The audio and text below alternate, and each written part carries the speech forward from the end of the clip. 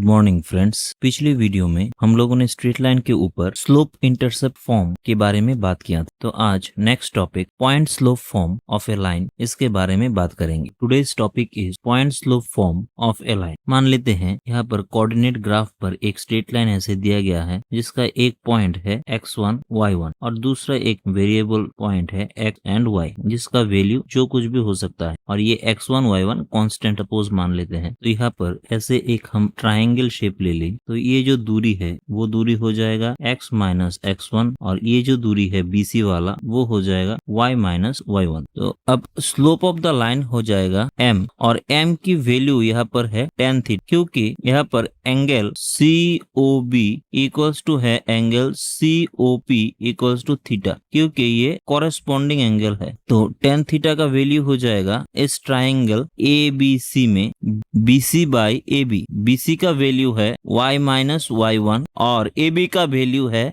x minus x1। तो tan theta equals to लिख सकते हैं BC बाई AB और BC का वैल्यू है y minus y1 by x minus x1। तो m equals to tan theta के जगह पर लिख सकते हैं y minus y1 by x minus x1। तब क्रॉस मल्टीप्लाई कर ले तो ऐसे हो जाएगा y minus y1 equals to m into x minus x1 और यही हो जाएगा रिक्वायर्ड इक्वेशन ऑफ लाइन। अब कुछ प्रॉब्लम्स देख लेते हैं। First question is find the equation of a straight line which passes through the point 1, 2 and makes such an angle with positive direction of x-axis whose sine is 3/5। तो यहाँ पर जो given point है वो है 1, 2 और जो एंगल है जो पॉजिटिव डायरेक्शन के साथ क्रिएट हुआ है वो उसका साइन है साइन थीटा इक्वल्स टू 3/5। तो अगर हम एक ट्राइंगल ले लें तो यहाँ से इसको दे देते हैं 3k और इसको 5, क्योंकि साइन थीटा हम लोग जानते हैं परपेंडिकुलर बाय हाइपोटेनस। तो परपेंडिकुलर को 3k के एक कांस्टेंट ले लेते हैं और 5k। तो यहाँ से बेस आ जाएगा root under 5k square minus 3k square, तो हो जाएगा 4k। तो यहाँ से tan थीटा लिख सकते हैं 3k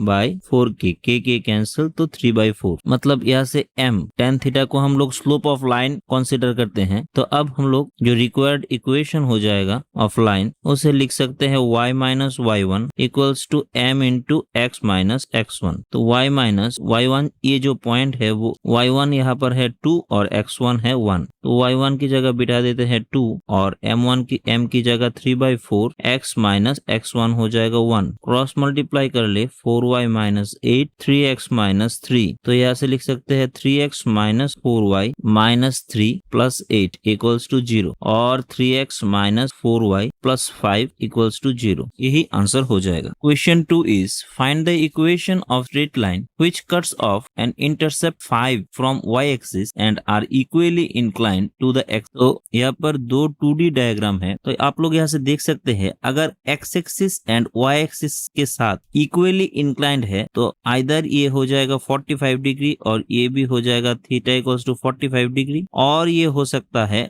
135 degree and this is also 135 degree, क्योंकि यहाँ पर दिया गया है equally inclined to the axis, मतलब x axis and y axis के साथ सेम एंगल क्रिएट करता है। तो आइदर थीटा का वैल्यू यहाँ से हो जाएगा 45 डिग्री और 135 डिग्री। तो जो स्लोप होगा स्ट्रेट लाइन का वो हो जाएगा tan थीटा tan 45 डिग्री और tan 135 डिग्री। tan 45 डिग्री का वैल्यू होता है 1 और tan 135 डिग्री का वैल्यू होता है -1। तो जो स्लोप होगा वो हो जाएगा +-1। सिंस यहाँ पर y इंटरसेप्ट जो दिया गया है वो है +5, मतलब जो दूरी है ओरिजिन से y एक्सिस बराबर वो है 5 यूनिट। तो हम लोग यहाँ से जानते हैं जो इक्वेशन होता है स्ट्रेट लाइन का वो है y equals to mx plus c। तो m की जगह पर हो जाएगा +-1 इंटू x प्लस c का वैल्यू, मतलब y इंटरसेप्ट हो जाएगा 5 इक्वल्स टू y। तो यहाँ से लिख सकते हैं y equals to x plus 5 और y equals to -x plus 5। यही दो हो जाएगा रिक्वायर्ड स्ट्रेट लाइन का equation. Question 3 is find the equation of a straight line which divides the join of the points 2,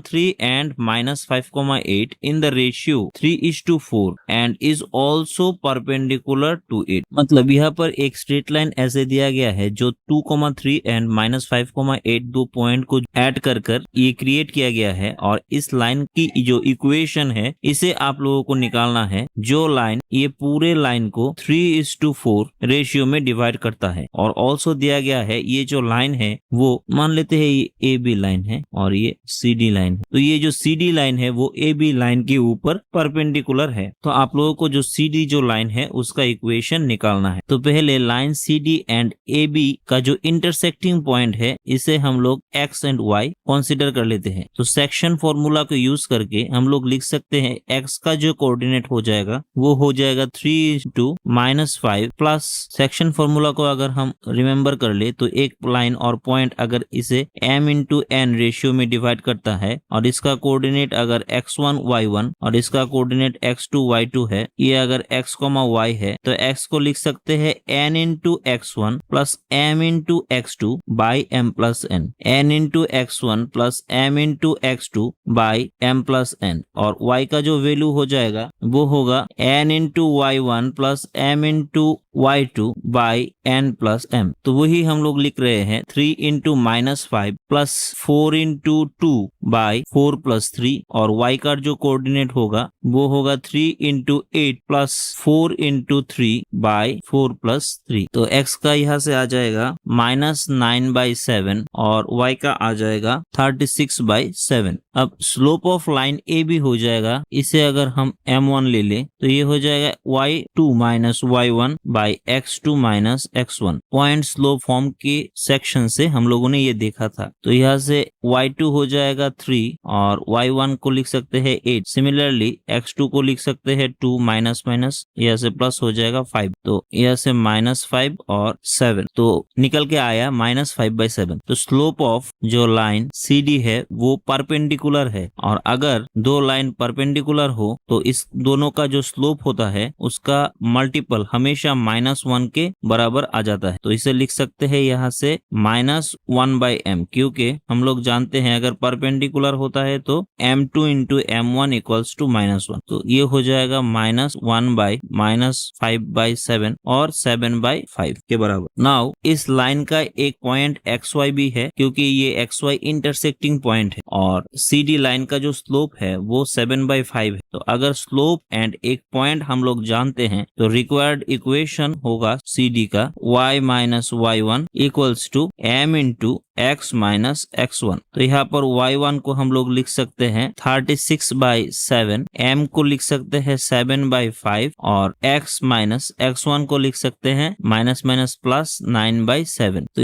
इसे अगर कैलकुलेट करें तो हो जाएगा 49x माइनस 35y एक प्लस 229, और यही हो जाएगा रिक्वायर्ड लाइन का इक्वेशन, मतलब equation of CD। Fourth and the last question is find the equation of right bisector of the line segment joining the points 3,4 and -1,2। तो मान लेते हैं यहाँ पर एक लाइन है ऐसा जिसे हम AB से डिनोट कर देते हैं। यहाँ पर एक लाइन सेगमेंट ऐसे ले लेते हैं जिसे 3,4 एंड -1,2 है। मान लेते हैं यहाँ पर इसे एक बाइसेक्टर गया है जो इस पूरे लाइन सेगमेंट इसे ऐसे PQ दे देते हैं। PQ लाइन सेगमेंट को समान दो भागों में भाग कर देता है, और इसको हम लोग LM से कंसीडर कर लेते हैं। तो जो रेशियो हो जाएगा वो हो जाएगा 1:1। अब इस पॉइंट का जो कोऑर्डिनेट है इसे x, y हम लोग कंसीडर कर लेते हैं, और सिंस ये राइट बाइसेक्टर है तो ये परपेंडिकुलर होगा। तो हम लोगों को LM का इक्वेशन निकालना है। तो सेम सेक्शन फॉर्मूला से पहले x और y का कोऑर्डिनेट निकाल लेते हैं। सिंस रेशियो 1:1 है तो सिर्फ इसे हम लोग ऐड कर 2 से डिवाइड कर देंगे। तो ये x का रेशियो हो जाएगा 1 और y equals to 4 + 2/2 equals to 6/2 मतलब 3। इसे हम लोग माइनस नहीं लिया, ऐसे लिया 3 + -1/2, ये आ गया 3 - 1/2। तो इसे कैलकुलेट करने पर आया 1। तो x एंड y का जो कोऑर्डिनेट है वो हो जाएगा 1,3। अब PQ लाइन सेगमेंट का जो स्लोप है वो हो जाएगा y2 - y1, y2 हो जाएगा 2 माइनस y1 4 और x2 - x1। तो इसे लिख सकते हैं -2/-4। तो ये हो जाएगा हाफ। तो स्लोप ऑफ जो LM होगा सिंस ये परपेंडिकुलर है तो 1/स्लोप ऑफ PQ हो जाएगा, सामने एक माइनस, तो माइनस 1/1/2, तो ये हो जाएगा -2 के बराबर। Now equation of line segment जो LM हो जाएगा वो होगा y माइनस y1। यहाँ से हम लोग देख सकते हैं जो एक पॉइंट था उसका कोऑर्डिनेट था 1,3, तो y1 की जगह अब हम 3 बिठा देते हैं और m की जगह -2 और x -1, तो यहाँ से हो जाएगा y -3 -2 + 2 -2x + 2, तो यहाँ से लिख सकते हैं 2x + y -3 - 2 = 0 और 2x + y -5 = 0। यही हो जाएगा required equation of line LM। तो आशा करता हूँ समझ गए होंगे। तो इसके साथ ही साथ आज हमारा जो सेशन है वो हम लोग कंक्लूड कर देते हैं। नेक्स्ट सेशन में स्ट्रेट लाइन के ऊपर और एक फॉर्म के बारे में हम लोग बात करेंगे। तब तक के लिए thank you and good bye.